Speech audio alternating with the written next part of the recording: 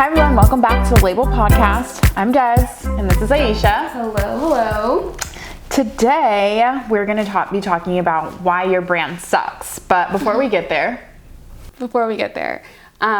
which very passionate about this topic, by the way. But before we get there, we're going to talk about a most embarrassing moment. So, what's yours? My most embarrassing moment, I'm sure I've had one recently, but the one that I can think of was in high school. I was a cheerleader, and we would have to stand on these like super tall stools, and they weren't like boxes, they were legit like bar stools. And you would decorate your whole stool, but you would like stand up there and like sometimes cheer a little bit up there, but like dancing was on the floor. And if we ever were at home games or away games, it just depended on what the track was like there, because if it was a bumpy and it wasn't like not turf, but that like red stuff that's like pretty flat, a higher end track doesn't have a lot of bumps. Dirt track is super bumpy. And that said, if the surface is not even, it like wobbles. Anyways, I was on the stool and somehow my thing started wobbling and I like literally eat it. Oh my God. I know. I fell so hard. This is in high school. This is in high school. Like at the night football game, like it was a big game. And this one girl, bless her heart, she was such an angel, like an angel on the team.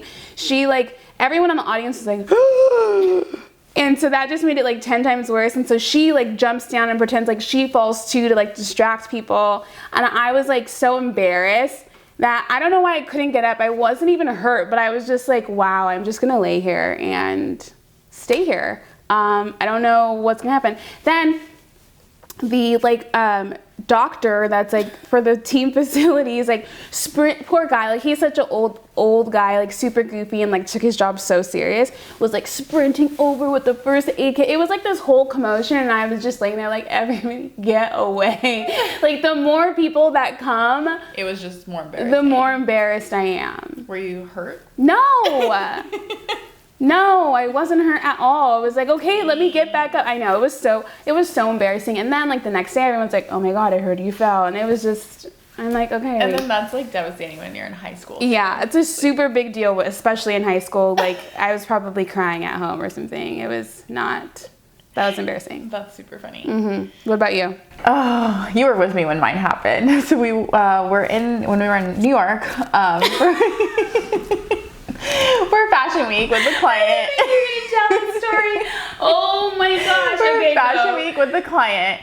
And the whole time, like that's an opportunity where we're super like fashion forward and we wear heels to every show. But being in New York, you walk everywhere. Like you walk everywhere or take a cab or whatever, but there's still lots of blocks that you have to walk. So we had been to like 3 shows throughout the day. My feet hurt so bad. Also, just small disclaimer, I tore my left Achilles, so I am like already not that great in heels after a few hours, but I love to wear them. Define not that great so people know, because they need to know. Like when I'm out with my friends after a few drinks, I'm like, my feet hurt so bad and I'll complain for like the next rest of the night.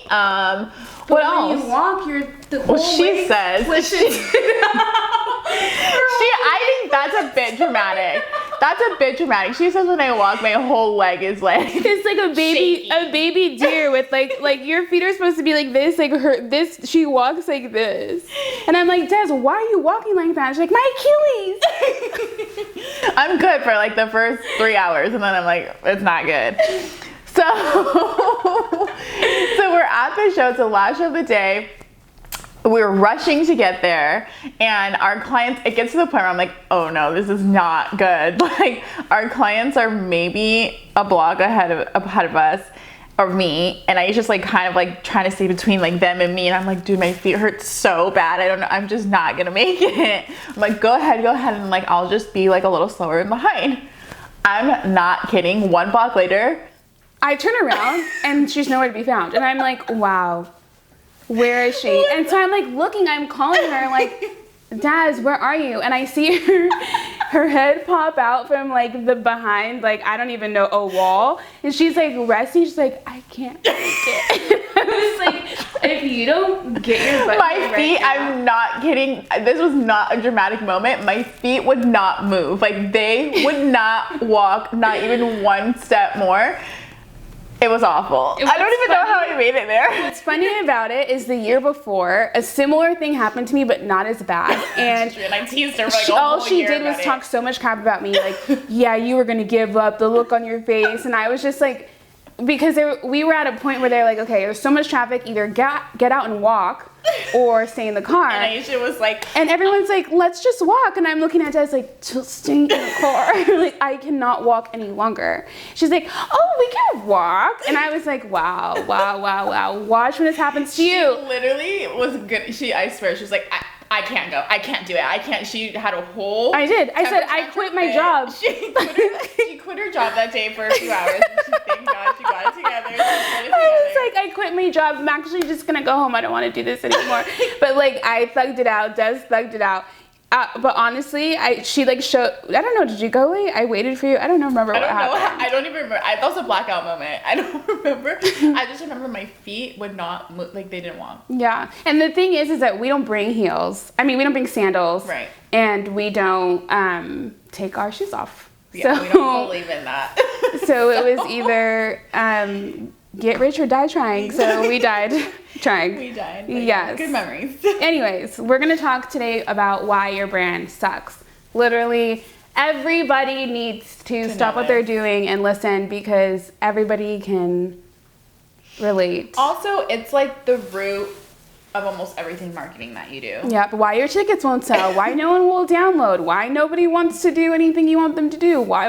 It's like literally the why behind a lot of things. Mm-hmm. So I feel like the first thing is typically your brand looks like shit. And I'm just saying that in the nicest, most direct way possible. what are elements of a brand that looks? Your logo looks outdated. You're using outdated fonts and colors. Your website looks like it was built on my computer that I had when I was 9 years old, and it was like everything was that blue. What's that? Like, you know, that blue, like that pastel blue color that used to be on the background of Windows. You know what I'm talking about? It might still be on the background. It might still be on the background of Windows, but the website like would just mirror those colors. Like, I don't know, like just brand inconsistency. Yeah, you have 1,000 different fonts, 1,000 different colors, and you're like, what's your brand color? Oh, red, green, orange, purple, and sometimes yellow. Shades of this, sunset shades. Like, what? So, first of all, before we get into elements, the reason why this matters is because if you want somebody to buy what you're selling, they need to feel like they trust you or you know what you're doing. Brand credibility. And you at home probably would not buy something from a brand that looks like it's DIY. Part, I think a lot of people don't get that. Yeah, there's a disconnect. Some people don't realize that brand credibility is there's a direct link from sales to that. It's really bad because even sometimes when people come in for our services, they don't understand. They don't get, like, I just don't know why my product is selling. Like, my logo looks great. My website looks great. Okay, so that I would say there's a sentimental value that people have that, like, I'm like, wow, you need to let that thing go. Mm-hmm. Let it go. There's so many people that get in their own way by being so sentimentally tied. Ties to your business. Yeah. And at the end of the day, your business is created to make money, and that should really be. But it's not even to your business. It's like the nastiest element of the business. Like, you're so emotionally tied to this like logo that you like made in Canva. Yeah.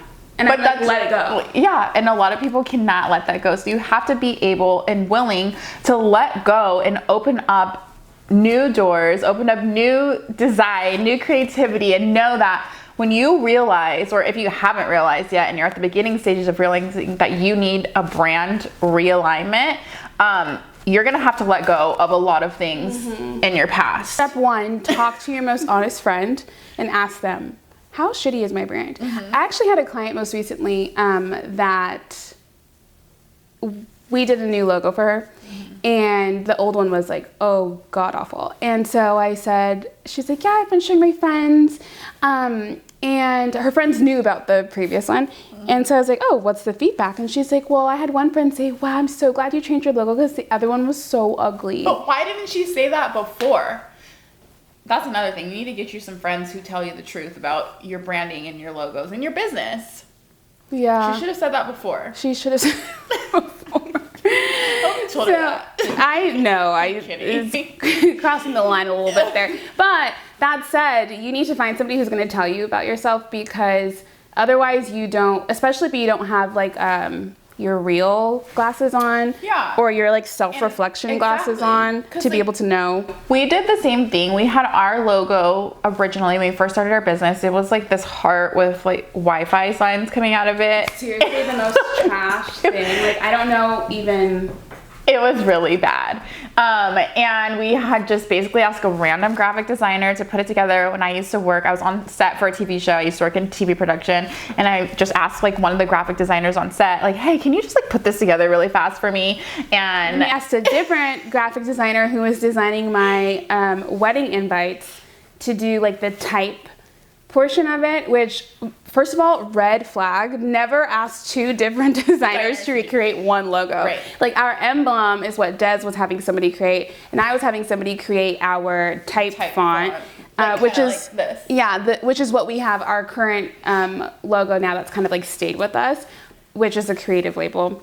And then we were like, well, these don't really go together. But we put them together. I don't know why we put them together. Anyways, a year ago, we did a complete rebrand. We had that honesty moment with ourselves, and we were like, our brand needs to look a lot better. I know a lot of people didn't think it looked better, but we looked at it and we're like, this looks like. Because what was happening is that we were creating really awesome things for other people, and then I was like, we're creating better stuff for everyone else and like, not for ourselves. Looking at our stuff, like, I wouldn't even buy from me. Right. Like, I don't know why people are. It looked very like DIY. It was not good. So when we decided, yes, it was a very small business. And when we decided to do our rebranding elements, we sent it out to all of our friends. Like, all the logos that were our top logos, we sent to probably 30 of our friends for them to give us their blatant, true, honest opinions. And I think it was good and bad, right? Like, you have to take everything with a grain of salt, but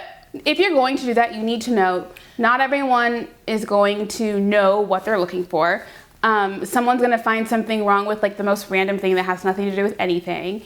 When you ask, you need to be very, very, very specific in your question. Like, all we wanted to change was an emblem, and that was it. So don't tell me about our type font. Don't tell me about our colors. Like, someone was like, yeah, I think you should add a new color. Yeah, so people definitely did say we should add a new color, and we're like, no, we actually really like our colors.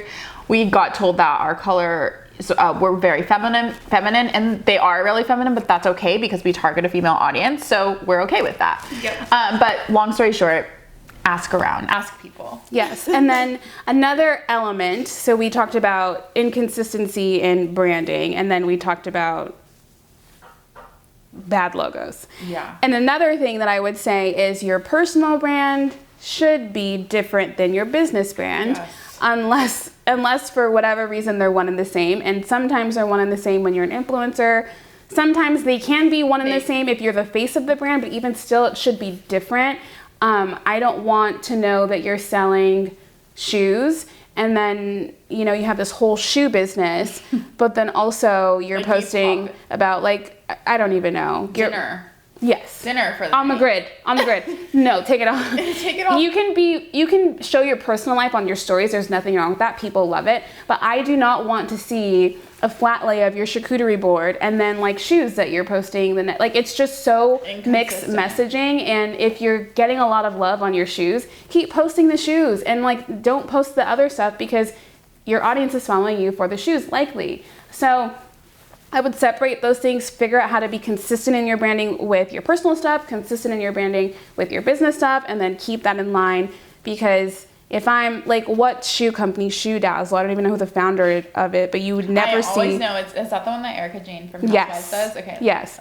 Yeah. And then, so on their Instagram, do you see the owner posting God knows what? No. Like, keep your business separate so that people can feel like they trust you and that you have this team behind you running it. Right. Anytime someone feels like there's a team behind you, like they're more inclined to buy. Right. But if they think this is like out of your kitchen, they're gonna be like, well, I don't know, how reliable is she? When you could be very reliable in your kitchen, but no one would know because No one would think, because you're posting your kitchen on Instagram. On your shoe company's page. So, and trust us, it happens way more often than I guess what you would think. It sounds crazy to think that somebody would do that, but we see it all the time, like daily. Yeah. Or what's another reason why people's brands like suck so bad? Like when it comes down to their social media just looks a hot mess. The graphics look like they were made. You're not intentional with your graphics. You're using every single Canva template you can find. Not even changing the colors, just the type on top of it. Putting out whatever quote thing that you have. Like not being intentional about the hashtags that you're using. Like not having highlights. Everything should be, every single thing. People think like, well, it's just social media. Like every single thing you do on social needs to be intentional with your business objectives. So your highlights should be your business objectives. Your quote cards on Instagram should be aligned with your business objectives. Products that you're selling for the quarter or the year. Everything should be strategized. We strategize everything we do for ourselves or for our clients at least 6 months to a year out.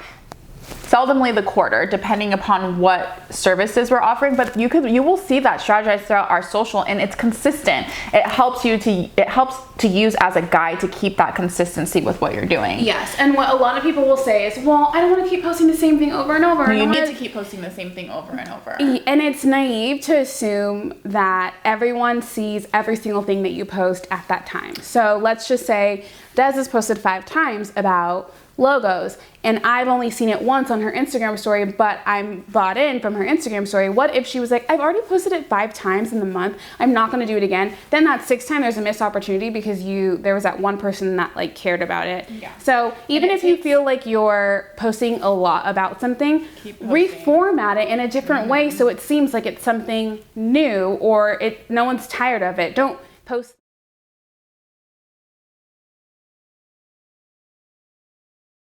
that it takes people to hear about a new product, a service that you're offering at least 3 times before they like get it in your head, and that's like at the bare minimum. So you have to keep pushing out that content. You have to keep repurposing. You have to keep talking about the project that you're working on. I don't care if it's the same project. It's a new day. You have a new outfit on. You just have to keep talking about these things. Yes. So all in all, if you're not consistent with your branding, in that you don't have a full logo suite. You don't have an emblem, you don't have a type logo, maybe you only have an emblem, you don't have brand colors, you are not consistent with your messaging. All your fonts are different. If you have more than 3 fonts, there's an issue, likely.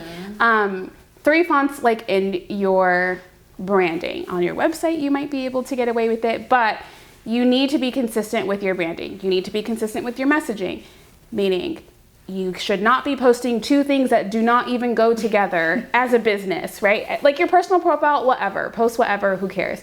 The more authentic, the more people care about you. But if you are a shoe company, I do not want to see a charcuterie board. Like only post shoe stuff.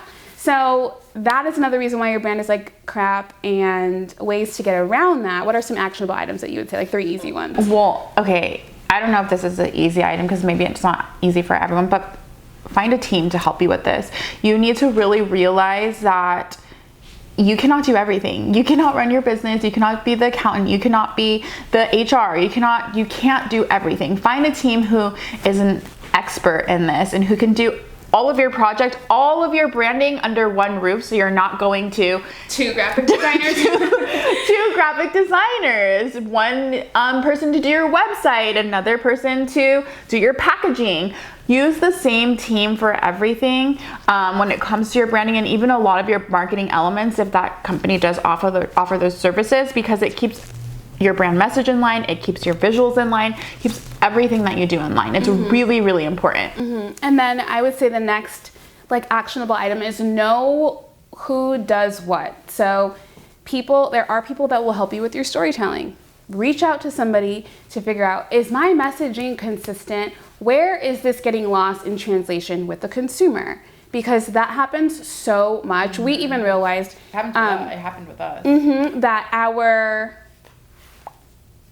marketing strategy, our content strategy was geared towards a very small business. And so by virtue of that, it's a lower dollar amount. And by virtue of that, it's like maybe not the same professionalism. Not that small businesses are not professional, but it's just not what we wanted. We didn't want to gear towards, we support small businesses. We love, at this point being a small business ourselves, but when we see our long-term or semi-short-term goal, we want to expand beyond small businesses, and we want to have a clientele that's beyond small businesses. And so how to drive that point home, what does that mean for a different type of company? Let's go back to the shoe company. If you want your shoes to be price pointed at $180, then your content strategy and your copy and your artwork and your photographs need to have a higher end feel. Yes. Because then you will attract a higher end girl or a guy, and they like certain things, and there are certain things in their mind that subconsciously trigger them to want to make the making decision.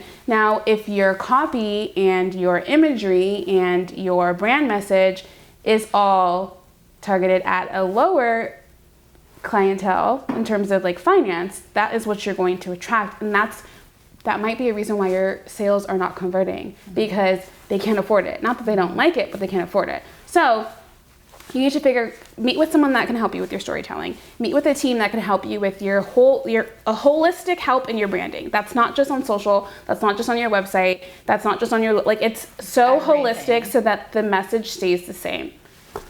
Yeah. So that's 2 actionable items. 2 really strong actionable items. And what's some of your advice if you are a startup business and maybe you can't afford to hire a team straight off the bat? What is something that you would do if it was you? What would you do? Figure out how to afford it.